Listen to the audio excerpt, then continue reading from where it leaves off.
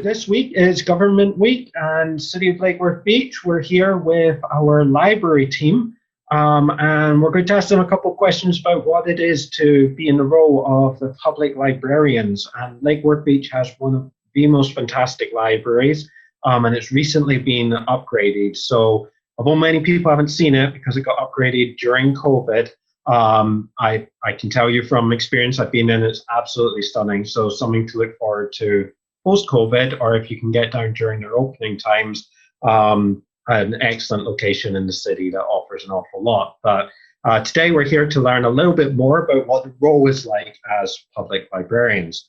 So first, let's start with the basics. So what is the role of a public librarian? Well, I'll start off and tell you that we take it pretty seriously, our role.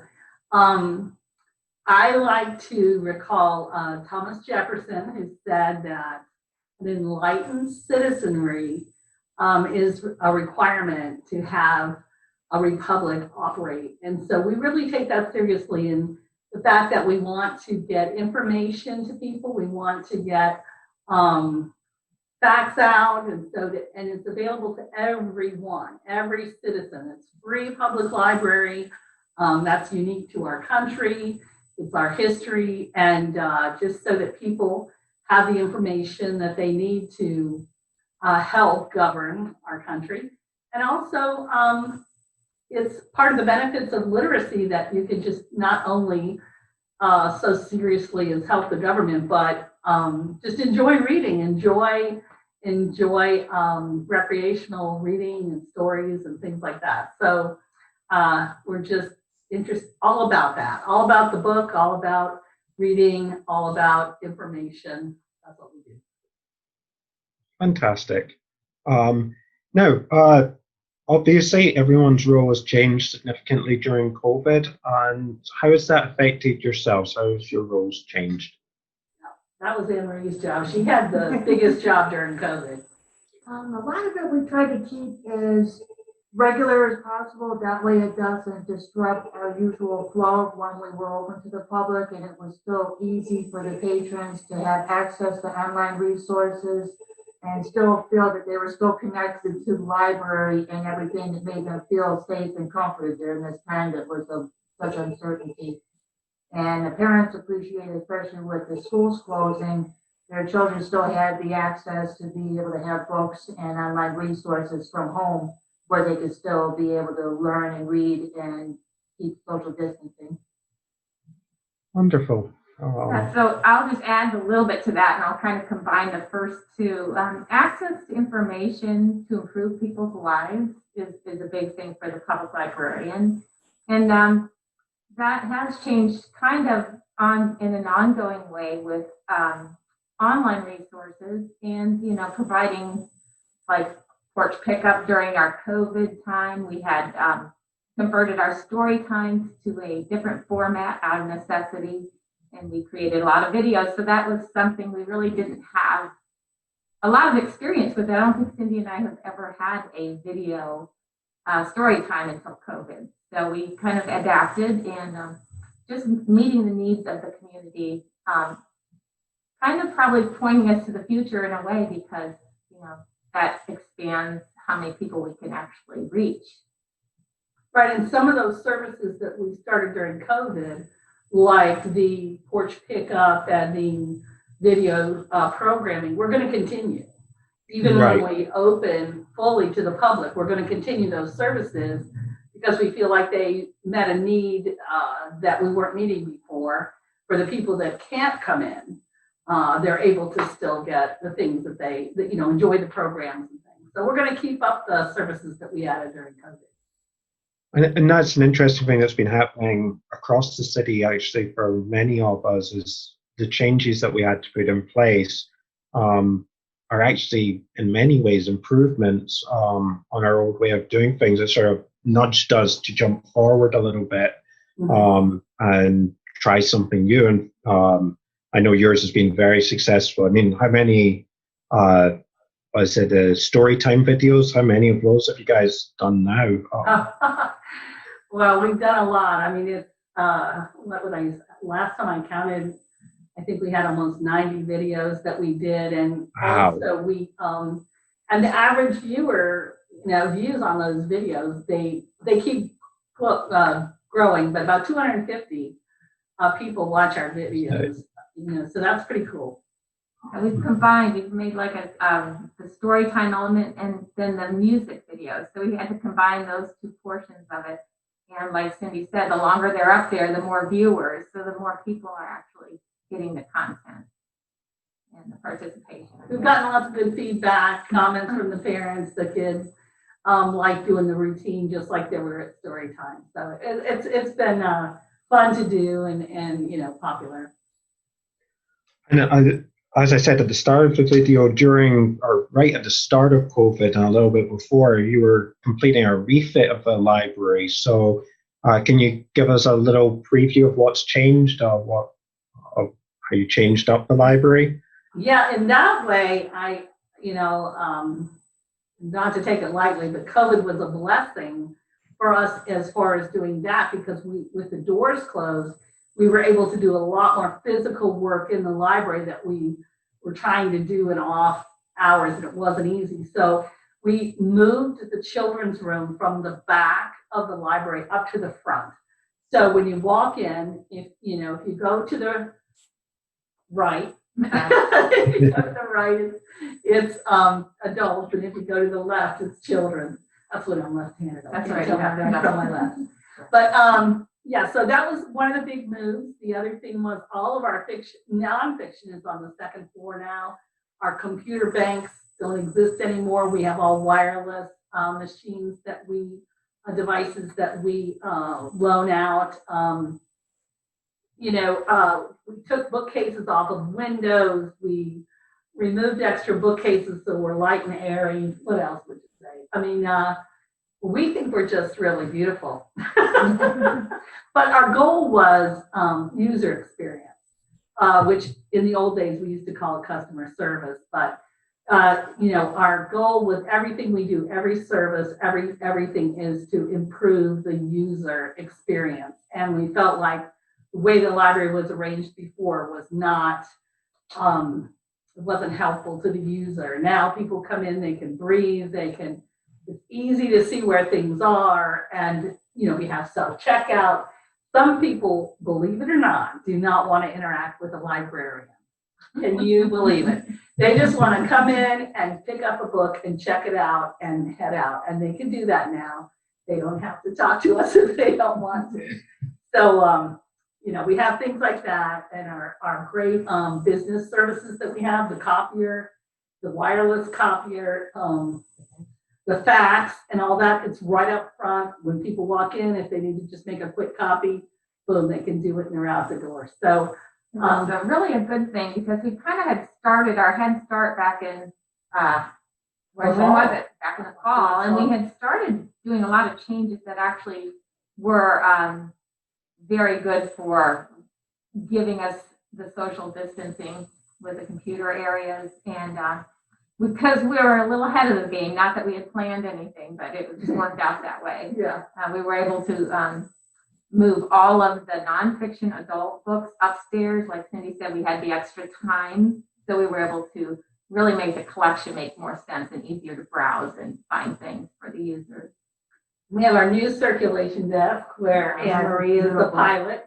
And so when you walk in, she's right there, able to direct people where they need to go. There's no confusion about who to ask. And from that central desk, you can see both other service areas. So she can see adult, Axel Gomez is there, and then she can see where Kay's sitting. So, there's not any, go right, left, turn around, and it's easy. Yes, not only is it a safety thing for not only us and to our patrons, but it also helps us better assist them in a timely fashion to where they're not waiting forever for someone to come and assist them if they needed it. Brilliant. As well as being librarians, as city staff, we all switch our role during an emergency. And for us in Florida, or South Florida, that often means hurricane. But what is it that you do? So during an emergency, what role do you switch to?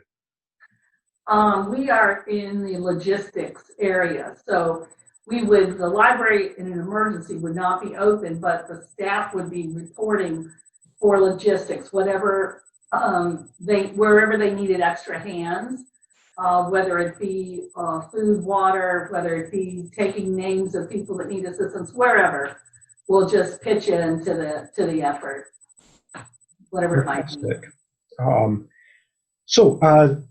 For someone that's interested in becoming a librarian, what advice would you give them?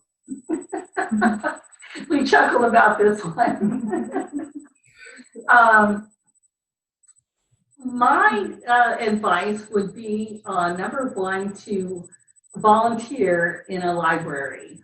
I know when I was in high school, that was back in the day, I had a part-time job in the library, and it gave me a real understanding of how libraries work. People don't really understand a lot of times what libraries are. They might think, hey, I like to read, so I'll go work in a library and sit and read. We wish we could, but we're a little too busy to do that sometimes. So I would suggest volunteering in a library to get kind of an understanding of what library work is like. And sometimes you also got to play detective, because you'll have that one random person that heard a great book from her friend, and they can give you very little to go on. So you got to play charades in hopes that you get the right title. And 9 times out of 10, thankfully, we were able to guess it. Yeah. Details Very and organization are important, but what would you think? And, just going by the person's experience, what experience do they have? Have they used the library extensively? What do they like about the library? How can their skills contribute to the library? Because, with everything changing, there's a lot of different skills that plug in to the new, to the way we're going in the future. So I'd say just, look at your experience and what your skills are. Yeah. Sometimes you got to pack a lot of patience, because we get different education levels of patients that come in that are all the way from university experts, and then they're not familiar with what we have computer-wise, so we kind of have to give them a slight tutorial on how to use it. And then you have some patients that are just old-fashioned and have no clue, but they really want to learn. So having a little bit of patience so they can actually learn for themselves, I think, is a great service. They feel they can accomplish something on their own too. Also, I would just, if people are interested in working in libraries, to find out there's like all different kinds of libraries. Public libraries are just one kind of library. Of course, we know there's academic libraries, but my daughter, she's a medical librarian. I know an art librarian that works in a museum. Even the airport in San Francisco, California, the airport has a librarian. So, there's library jobs. Special librarians. For example, the Rock and Roll Hall of Fame has their own library, which would be, Right. so there's variety, like you said. Right. So, if you have a particular subject interest, like rock and roll or air travel or medicine, you might say, well, I don't want to be a doctor, but I really love medicine. Well, you might look into the medical librarian. So, there's all different kinds of ways that you can be a librarian, and kind of, I encourage people to kind of go where their passion is, because that's what they're going to enjoy. And so for each of you, what was your career path to come to the role that you're in now? Well, like I said, I started at high school. I had a part-time job in a library, went to college, got a bachelor's degree in, believe it or not, medieval literature. Very useful skill. Then I went to library school and got my master's degree in library science. And I have worked at, my first job was in the State Library of North Carolina, where I worked with state agencies. So that's where I got an understanding of government and how it works, because we worked with all the different state agencies. I worked at Broward Public. I worked at Georgia Tech. I did an internship at the Library of Congress. I've been all over the field, but I love working in a small public library. we might be small, but we're not small-minded. So it's really fun to work here. And Marie's been here. She's the youngest, and she's the oldest in terms of how many years she's worked at the Lake Worth Library. She's been here 20 years. So our our youngest staff member has the seniority. Yeah. I actually started here in high school, and me being this shy little thing, decided I was going to come and work at the library because I liked reading, and it felt like it fit my personality. And just stayed here over the years, and now I'm practically a homegrown little peanut here. And I like trying to keep the old-fashioned customer service to where you learn who your patrons are. You don't call them by their first name. You start to develop a relationship with them that you really don't see much anymore at the other libraries. And we've gotten a lot of compliments on just how friendly and helpful we are. And we know kids that had started off at 2 years old, and they come in and they've graduated high school, and they still remember that you were the one that got them hooked on books and the education and just gave them a bright future ahead of them. And it really makes me happy knowing that I can see them grow through the years and turn out just wonderful kids. And our future patrons later on down the road when they bring their kids. And Lord help you if you are working on a day when Anne Marie is not here. Well, where's Anne Marie? And I'm like, well, who are we? Chopped liver? Chopped liver. I mean, if Anne Marie's not here, they do not think the library can operate without her. I use my right and left hand here. It'll be a good hand without me.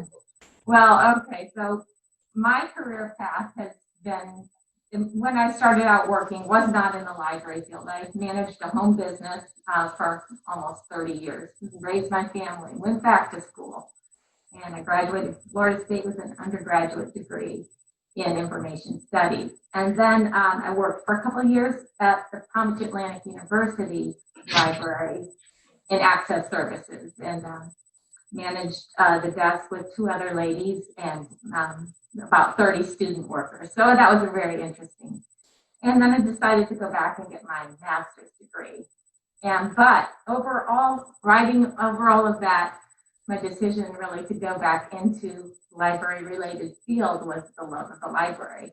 And this is my hometown library, so I feel very blessed to be here and working with these excellent ladies. I mean, that's the truth. Yeah, you have hometowners here. I was born here, Kay was born here, Anne Marie wasn't born here, but she came young enough that she graduated from high school here. So yeah, you've got local ladies here. Lake Worth's been home to me for the last 26 years. We got your beat on that one. Yes. Okay. Yeah, only by a few years. So I think mainly that tells you how important this library is, not only to us, but to share it with this community and to keep it top notch. That's wonderful. That's one of the strong points of many of the staff is that this isn't just a job that we come to and then go home. This is home. We're working for our city. We still live here. We were born here, or whatever. So that's fantastic. And what would you say is your favorite part of working for Lake Worth? Or Lake Worth Beach now, sorry. Yes, that's right, Lake Worth Beach now. We have to remember that. Well, of course, I love Lake Worth. It is my hometown. And what I love about Lake Worth is it's a scrappy little city. It's held its own when a lot of things were going into the county and being, taken over by bigger things. They're like, no, we're going to still be Lake Worth. And I like that about Lake Worth. I like it that you, like I said, you can be small, but not small-minded. I feel like our city is very interested in knowing what's going on in the world and taking good ideas from other places and integrating them into our town. I like the fact that our government is small enough. We know who we work for. They know who we are. And, I have worked for a big county system where I think I met the county director once while I worked there. So I like the small, but I really believe that, when you have a smaller town and a smaller city government, we can do a lot in striving for excellence. We can really say, hey, we're going to pursue this. We're not going to be mediocre. We're going to be excellent at what we do. We get a lot of support for if we have a creative idea and we say, hey, we want to try this, like move every book in the library and completely redesign it. And they're like, okay, go for it. So we get a lot of support from the city, both the government and the people who live here. And I feel like there's a freedom in that to really pursue excellence. That's what we want to be. We want to be a really great small town library. And it's nice having not only our family here at the library that we've grown and basically 4 sisters in the same spot here, but we also have extended family to the rest of the employees that work for the city of Lake Worth Beach. And our city manager, he's wonderful. He backs us and fully supports us, which is a very big thing for us. Yeah, I would just say, the ideas that we're able to pursue and knowing, just because we have that firsthand knowledge of our patrons, but we also are able to give those ideas to the city, and they do support us, and they trust us to take the ball and run with it. No, I mean, Lake Worth itself, the residents are very, very involved in many aspects of our roles. Now, with the library, we're kind of famous for having the most little free libraries anywhere. And I heard an incredible statistic just the other day that as of next month, the little free libraries will put out 500,000 books. I mean, that's absolutely incredible. And I know Mary Lindsay, the volunteer who runs the Little Free Libraries in Lake Worth, works very closely with yourselves. How has the Little Free Library project changed things about your role? Has it? I mean, I know you worked very closely together. So, how has it affected the library? Yeah, some people thought we might be threatened by the ideas, but not at all. I was on the library board, believe it or not, long before I worked here. And years ago, we looked into getting a bookmobile so that we could get the books out in the neighborhoods. And it was so expensive, the bus, the driver, the insurance, and all of that. And we realized that we would never be able to have a bookmobile. We just couldn't afford it. But these are, they're so much better than a bookmobile. I mean, Mary's got them in every neighborhood. They're all different. They're beautiful. So they add an artistic level to the city that's great. And honestly, we've had a lot of patrons come in and say that they made it through us being closed during COVID because of the Little Free Libraries. They said, we've read everything in the Little Free Library, but it's been so wonderful because we can't be, on every street corner, and these, it's a place for us to put donations that we get that we can't put into the library. It's a place for us to put our surplus books, and we've gotten so many from the school district. And I mean, these Little Free Libraries have just been a lifeline for all the citizens, and they love them, and we love them. It's been really a good extension of what we're trying to do here. Yeah, especially for the children when both parents are working and they don't have access to be able to come to the library. They just have to go down to the corner of their street, or they can go by their school when they're walking home from school, and they can pick something up and put it back. And a lot of our seniors, they don't always have the ability to get a ride, or they're not in walking distance, or they don't drive anymore. It's nice to know that they have one right there too, to where it's easy access.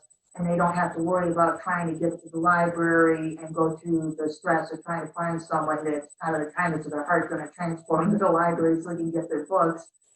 So it's nice that we're being able to reach the ones that are having more difficulties from either parents not being home or they just don't have access to be able to come and visit us. And also adding our online books in addition to the little free libraries makes it even better because a lot of people are not going out in these times because it's just too uncertain. So having the access to the cloud library, there's thousands of books of pretty much any title you can think of, any subject. There's magazines, audiobooks, all that stuff they can just quickly download, and it's just real easy and simple. Fantastic. And finally, to end on a fun note, what is your funniest library story?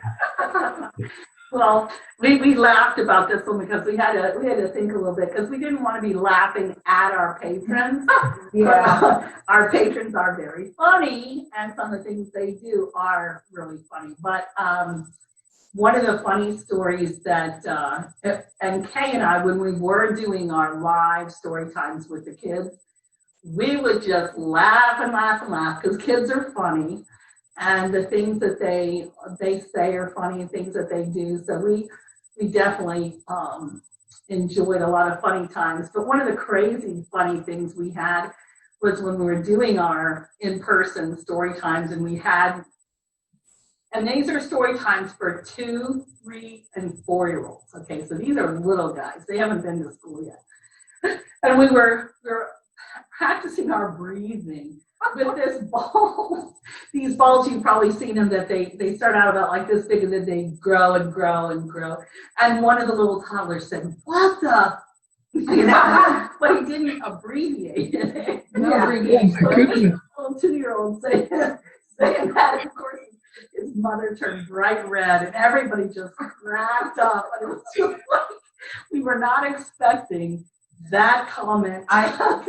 When you started talking about your funniest thing, I thought with the story time, the time we were doing the potato thing, and we were going to roll the potatoes back and forth. Well, of course, those potatoes turned into baseballs, and they were beating they each were other, flying across the room, but no one was hurt, and so there's a lot of fun stories with the kids. Yeah, with the kids, you never know really what they're gonna do or say. That's do or say, yeah. Do or say. So yeah, those were some pretty funny ones. I think Anne Marie had a funny one. What was your funny one? We used to have this lady many years.